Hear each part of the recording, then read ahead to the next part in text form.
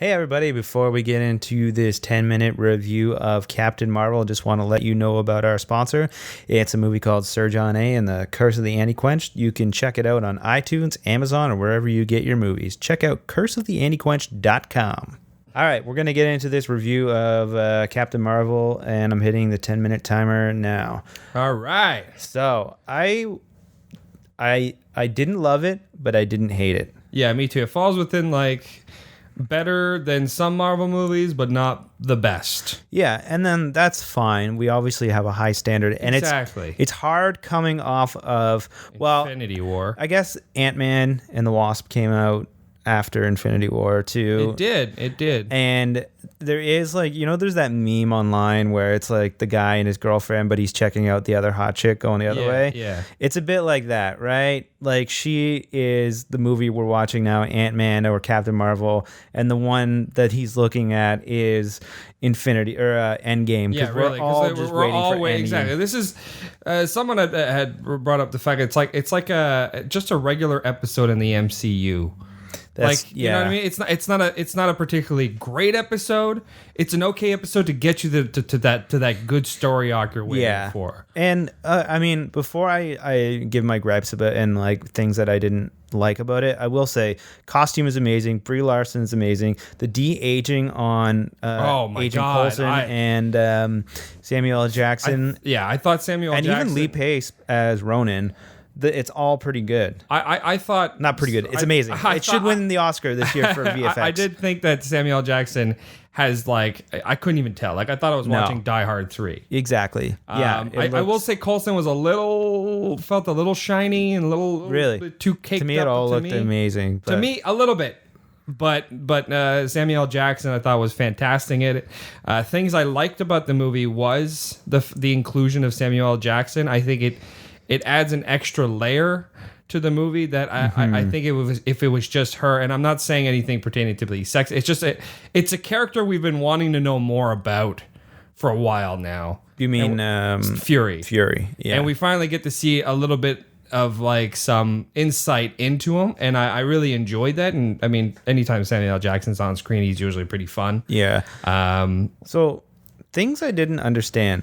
Why is the original Marvel trying to build some lightspeed drive when they already clearly have all this technology in the galaxy? It'd be easier to just find a ship rather than infiltrate another planet where they don't know about her. To me, I think they're maybe designing a extremely fast this thing that's supposed to maybe even their fast light speed, right? It takes 20 some hours just to get to Earth.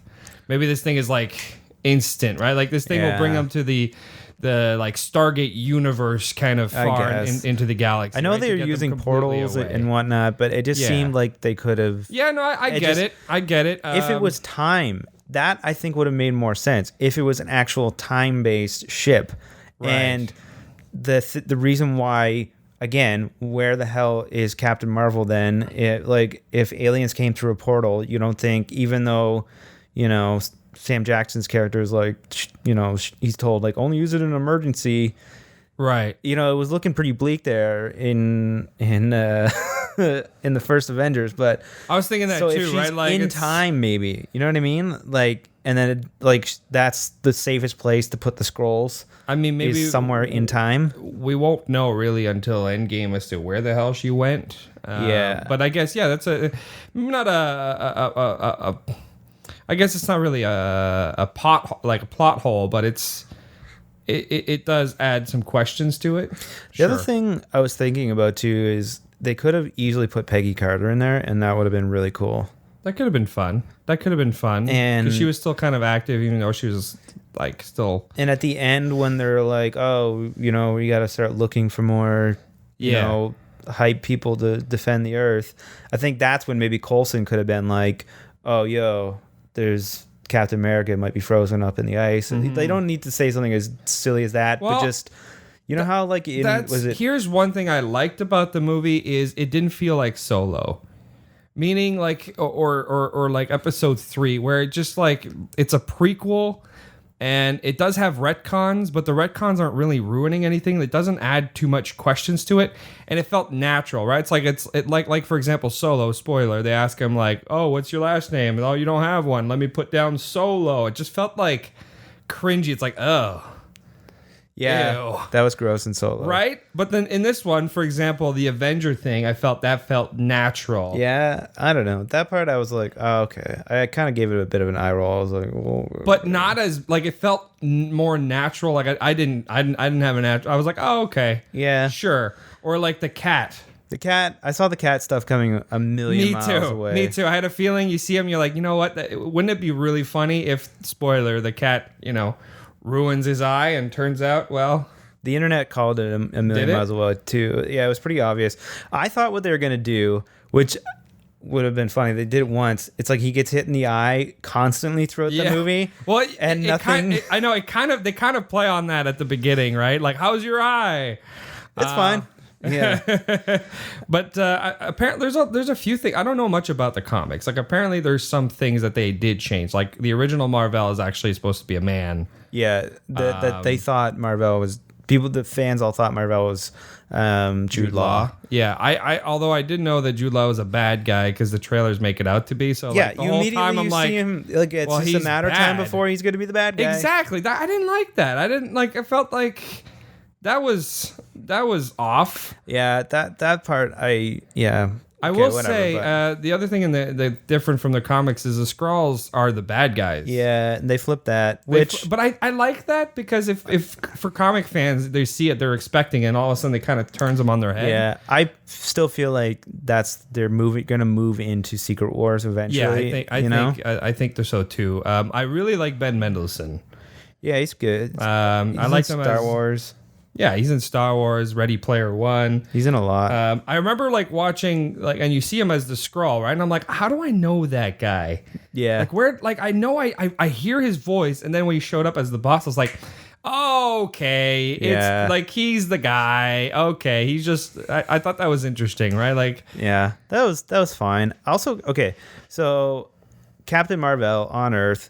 Making this space warp drive from the Tesseract, and she gets it working. It flies, and accidentally, the energy flows into Brie Larson, and then Jude Law shows up, and his first thing is like, "Oh, I'm gonna kidnap her and take her back to my planet and make her think she's from there." Yeah, like, I thought that was weird, really right? Elaborate plan. It was weird because it's like, oh, this is the weapon. Instead of like researching her and dissecting her, it's like, no, let's have I'm gonna train her and make her. It is bizarre. Like, I did think that was a small like the motivation seemed off there. Yeah, and it's like, wait, you didn't and she think goes this was on gonna mission, backfire? exactly, and she goes on missions and stuff. Like, you never thought like she would question everything. And like the device on the back that's supposed to be like giving her power, I'm like, no.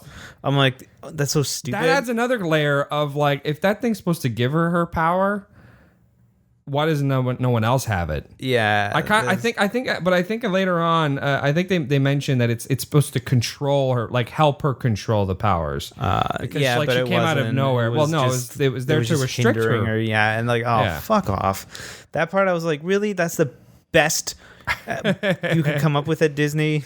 I don't know. It was an interesting movie. I knew nothing about it going in. Like, I knew a few things. But I didn't really know anything. She felt way too overpowered, though. I think that's the point, right? That's like, she's supposed to be powered, and like I think that's the point. MCU is smart that I think they're setting her up to be the most powerful thing we've seen so far because of Endgame, right? Like, yeah, but they've got the secret weapon. I just want to make a point though, like, as powerful as she's supposed to be, and that's fine if she's the most powerful, but she just seems, on the scale of the heroes and villains we know, Thor, the most powerful being, with close second, maybe Hulk. I'd say Hulk strong, but anyways, but yeah, strongest Avenger. Okay, but Iron Man and Captain America can still go toe to toe, round for round with them. You know what I mean? Right, and Captain Marvel just goes boom, and she kills them all. Goes right through a spaceship like it's easier than a knife through butter. Yeah, so I mean, they might do something kind of like they did with the Hulk, right? Like, I don't know. It's just too. I get that in the comics she is that powerful, and I get that she's supposed to be the most powerful. Yeah. I just like the idea of, you know, conflict and like, you the know, way they make them sort of evenly matched. Like what's his face? Hawkeye. right. Okay. It's just a dude. with an Definitely arrow. not the most powerful, but because he's more clever, he gets the better vision just in a quick thing. You know what I mean? Like in Civil War. So, Obviously, Vision's way more powerful and could murder him, but I guess Vision was probably maybe the strongest. He can, yeah, I think he is supposed to be the most powerful. Anyway, so that's the timer. So, and I guess so we didn't like it, but we liked it. We're kind of in the middle on it, and I guess we're just. I'm waiting. happy I watched it. Yeah, me too. I'm gonna rewatch it after Endgame because I might appreciate Exactly. it more. So I guess this review is waiting for Endgame, but so far it was a decent film. That's it, man. Game over, man. Game over. Thanks for listening. Be sure to subscribe, rate, and review the podcast. And be sure to follow us on Twitter at Lost Commentary, on Instagram at Raiders of the Lost Commentary, and like us on Facebook. I'll be back.